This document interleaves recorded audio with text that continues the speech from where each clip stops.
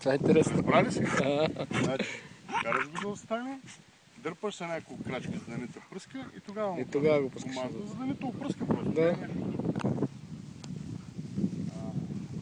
Легни! Чакай да вземем въздух, защото много бързо разбираш. Да. Нека да вземем малко въздух, да се изпипе с екзакт и ще му хвърлим в тръстиката. Да потърси тръстиката. Хубаво, че няма да. Елата. Петика се. Сядай. Легни. Легни. Стане.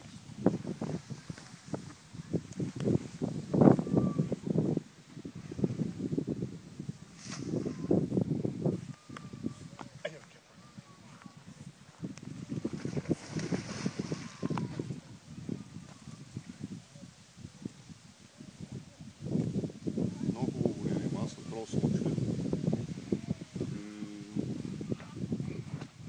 Аз първи път, като направи, аз съм ти разправил на един заек, като направи настойка на Сега легалото. как е търси на душа, виждаш, тръгна само обаче миризмата го връща.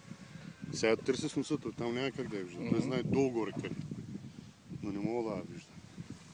Макар че за тръстиките аз ти казах, ще му мине, за да се научи хубаво да работи тръстика, трябва опит.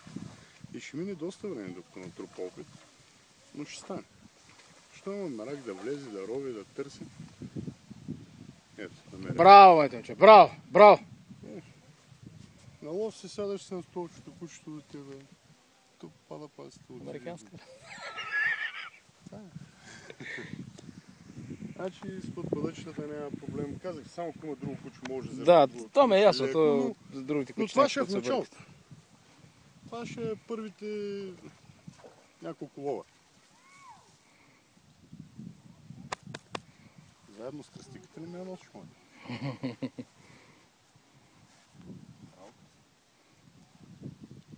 Пусни. Той. Тръски.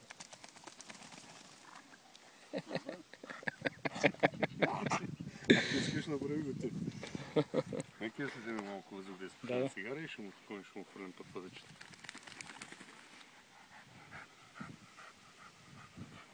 А на жива патица, като види, лук.